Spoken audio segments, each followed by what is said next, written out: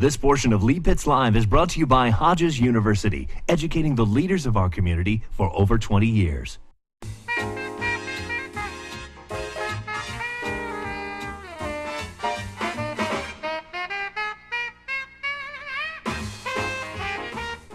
Welcome back, Southwest Florida. We're delighted to have here some historic figures in our community, Wilmer Carter and Nina Denson Rogers. Did I get that all right? That's right.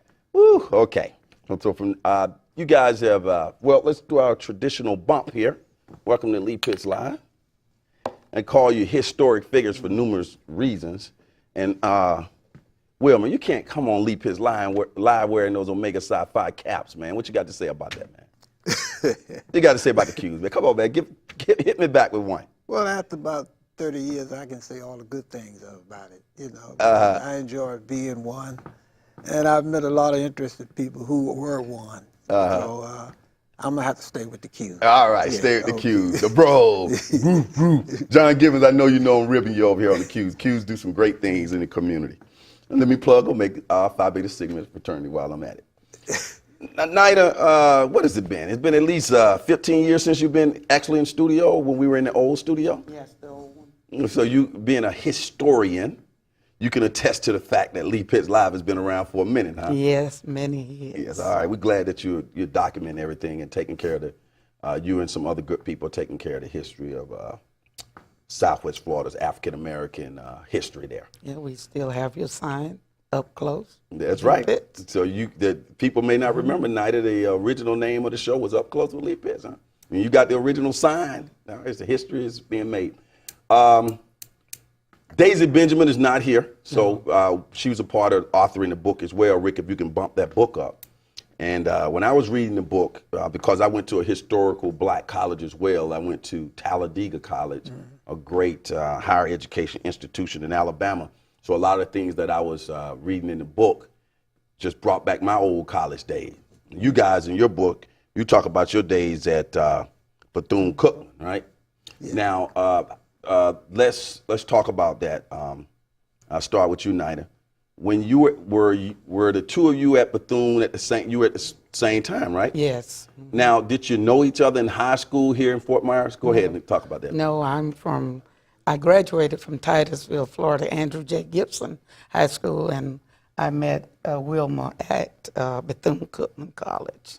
Wow. Later on. But I didn't know him as we were going. I would see him on the corner with some other fellas, and I just kept on walking by. Later, he told me that he saw me there, and so yeah, I remember your face. That was great for that to happen. Now, what do you remember Nina just walking around and Daisy? Yeah, fellas would stand by after lunch, and she'd walk by. Checking out the honeys? Yeah, the guy said, well, who is that? I said, I don't know, man. You were living in Fort Myers at the time? No. Okay. I had been in service, came out of service and went to Cookman. I'm originally from Punta Gorda. I got you. So that's what I think I'm a year ahead of her. Okay. Yeah. So tell me about the process of all of you, is some other people in here also will tell their stories.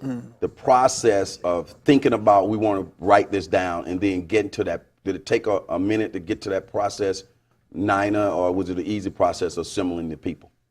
Easy process. Wilmer, of course, got us all together and asked would we do it, but it was easy for me because Bethune-Cookman, I really loved my school, and it to me was fantastic place to go for an education. It just refined my education because we had beautiful and outstanding educators in schools, elementary and high school, but Bethune-Cookman just refined everything for me. So I just enjoyed when he said, would you like to write something? I said, yes. Okay, now Wilmer, what prompted you with the idea? And when this is the first time I read a journal like this of some people who've gone to a historical black college and become friends and over the years and then write a book. What prompted you to this idea of chronologizing some of your experiences at Bethune-Cookman College? Well, I had a good experience.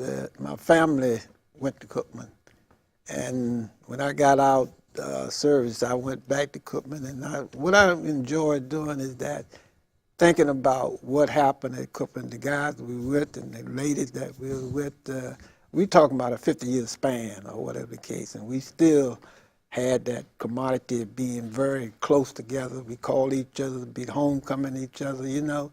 And I used to be on the subway going to work, and sometimes I'd be thinking about Cookman and start laughing. People start moving from me, you know, because there's enjoyment that I was there with them, you know, and that's there.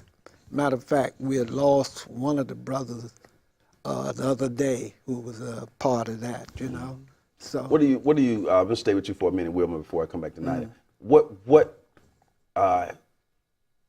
do you think about Bethune-Cookman College, nestled on the shores of Daytona Beach, Florida? What do you think about the college that made people who go to that college and still go to that college now love it so much?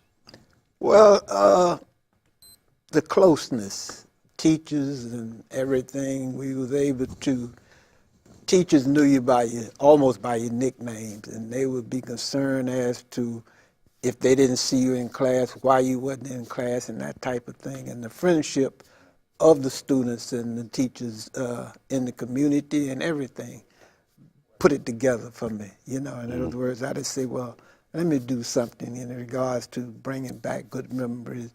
And I got with about 11 of us, and we started hooking it up in that part there. Rick, bring that book back up if you can. Nina, when you got into writing a book about some of your experiences, some of your professors, things that you learned, and you went on to become an educator, and you passed some of those things on to students in the school now. When you were actually putting it together, how did you go about determining what you wanted to say? I know it was a lot to say. How did you go about that process? Well, some things just stood out, like you said, the educators, dedicated, fantastic people. One of them was Mrs. Banks, the person who was over the girls. She would have us down, calling us in the middle of the night or early in the morning. Those things like that stayed with us. Or President Richard V. Moore saying, it may rain on the outside, but it doesn't rain on the inside. He wanted us all to be in school. Or Vesper, which was a service on Sunday at 3 o'clock. And it was just the dedication and the people who wanted to help us there. As they said, we enter to learn and depart to serve.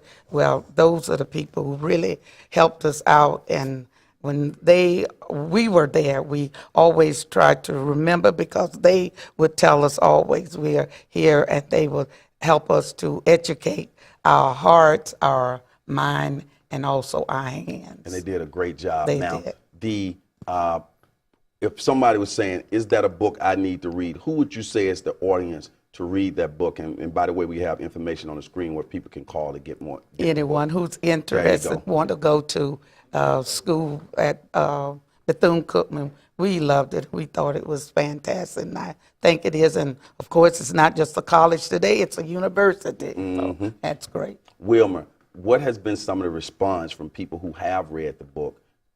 Not only your colleagues who went to school with you, but other people. What has been their thoughts about the book? Because I really loved the book. I got a good response of it. What I wanted to try to do is that when I got out of service, we couldn't go to the major schools in the state of Florida. So I just wanted to show. Because of race? Because of race. Say that. Let's go. Race. Because I just wanted to show that even though we went to a black school, we was able to accomplish whatever they accomplished, and made society easy for us to work with, you know. And after I came out of school, 62, I became a counselor of correction, and I'm one of the first blacks in correction at that particular time, and one of the first blacks that worked on the death row and that type of thing there. So Cookman built me up to that particular point where I was able to compete with Michigan State, anybody, you know, and I enjoyed that part. We're going to take about one more minute, Jay, just a heads up. Let's stay with you for a minute, Wilmer, and then we're going to wrap it up with Nina.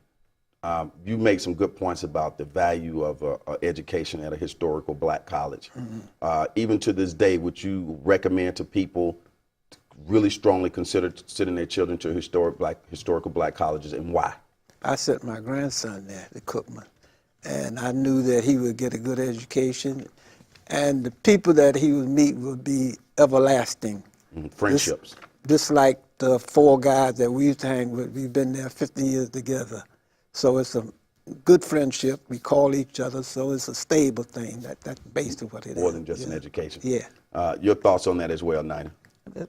About the same.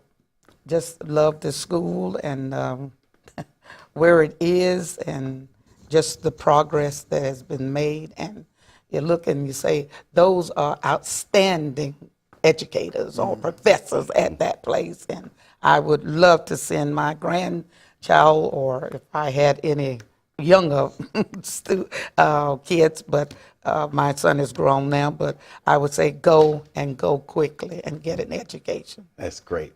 Well, it's been a pleasure having both of you on the show, and I'm encouraging everybody to get out and read this book. It's a great book, a journal of a few, Rick, to bring that up again. And again, I myself went to a historical black college, and you go to one historical black college, it's basically going to all historical black college. The rich experience, the teamwork, the great professors, and getting to meet a lot of long-lasting friends.